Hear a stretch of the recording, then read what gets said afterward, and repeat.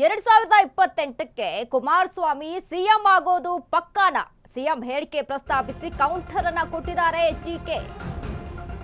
2028ಕ್ಕೆ Kumaraswamy CM ಆಗೋದು ಪಕ್ಕಾನ? ಹಾಗಾದ್ರೆ CM ಹೇಳಿಕೆ ಪ್ರಸ್ತಾಪಿಸಿ ಕೌಂಟರ್ ಅನ್ನ ಕೊಟ್ಟಿದ್ದಾರೆ ಎಚ್ಡಿ ಕುಮಾರಸ್ವಾಮಿ.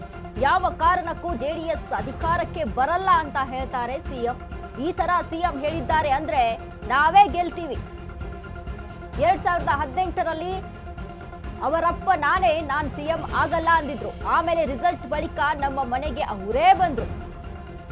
ನೀವೇ ಸಿಎಂ ಆಗಿ ಎಂದ್ರು. ನಾನು ಮುಖ್ಯಮಂತ್ರಿ ಆದೆ. ಈಗಲೂ ಅಷ್ಟೇ, 2028ರಲ್ಲಿ ಅಧಿಕಾರಕ್ಕೆ ಬಂದೇ ಬರ್ತೇವೆ. ಮೈತ್ರಿ ಸರ್ಕಾರ ಅಧಿಕಾರಕ್ಕೆ ಬರುತ್ತದೆ ಎಂದು ಎಚ್ಡಿಕೆ ಹೇಳಿದ್ದಾರೆ. 2028ಕ್ಕೆ ಜನರ ಸರ್ಕಾರ, ರಾಮರಾಜ್ಯದ ಸರ್ಕಾರ ಬರುತ್ತೆ. ನಾವು ಜನರ ಬಳಿ ಅವಕಾಶ ಕೇಳುವ ಅವಶ್ಯಕತೆಯೇ ಇಲ್ಲ. ಎಲ್ಲ ಗ್ಯಾರಂಟಿ ಧೂಳಿಪಟ ಮಾಡಲು ಜನ ಕಾಯ್ತಾ ಇದ್ದಾರೆ. ಈಗ ಮುಂದಿನ ಸಿಎಂ ಕುಮಾರಣ್ಣ ಅಂತ ಎಲ್ಲ ಕೂಗ್ತಾ ಇದ್ದಾರೆ. ಸಿಎಂ ಸ್ಥಾನ ಮುಖ್ಯವಲ್ಲ, ಸರ್ಕಾರ ತರುವುದಷ್ಟೇ ಮುಖ್ಯ.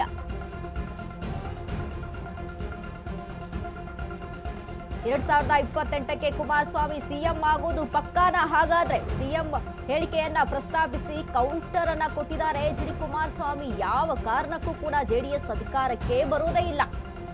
ಈ ತರ ಸಿಎಂ ಹೇಳ್ತಾರೆ ಅಂದ್ರೆ ನಾವು ಗೆದ್ದೇ ಗೆಲ್ತೀವಿ ಅಂತ.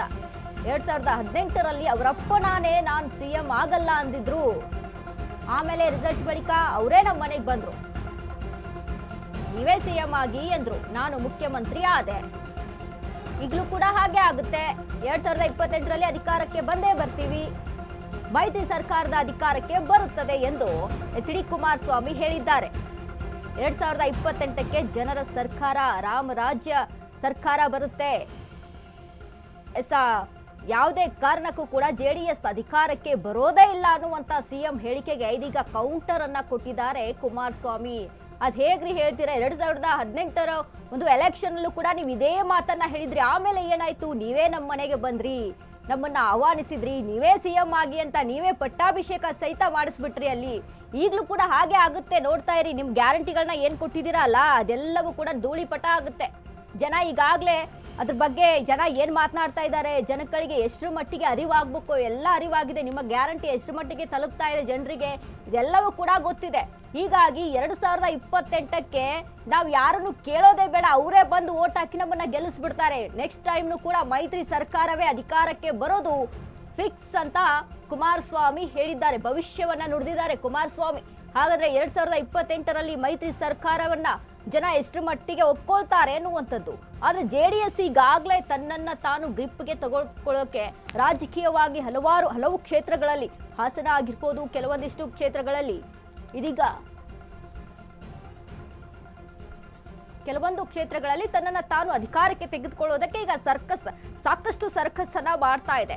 ಅದರಂತೆ ಹಾಸನ ಸಮಾವೇಶವನ್ನ ಸಹಿತ ಮಾಡ್ತು. ಹೀಗಾಗಿ ಸ್ಥಳೀಯವಾಗಿ ಒಂದು ರೀತಿಯ ಗ್ರಿಪ್ ಅನ್ನ ತೆಗೆದುಕೊಳ್ಬೇಕು. ಅವರವರ ಸ್ವಕ್ಷೇತ್ರದಲ್ಲಿ ಮಂಡ್ಯ ಆಗಿರ್ಬೋದು, ಹಾಸನ ಆಗಿರ್ಬೋದು, ಹೀಗೆ ಕೆಲವೊಂದಿಷ್ಟು ಕ್ಷೇತ್ರಗಳಲ್ಲಿ ಅಲ್ಲಿ ಓಡಾಟವನ್ನ ನಡೆಸಿದೆ. ಇನ್ನು ಅದ್ರ ಜೊತೆಗೆ ಈ ಒಂದು ಮೈತ್ರಿ ಸರ್ಕಾರ ಏನಿದೆ, ಇದು ಮುಂದಿನ ಬಾರಿ 2028ಕ್ಕೆ ನಿಮ್ಮ ಕಾಂಗ್ರೆಸ್ ಏನಿದೆ ಅದು ಧೂಳಿಪಟ ಆಗಿ ಹೋಗೋದು ಗ್ಯಾರಂಟಿ.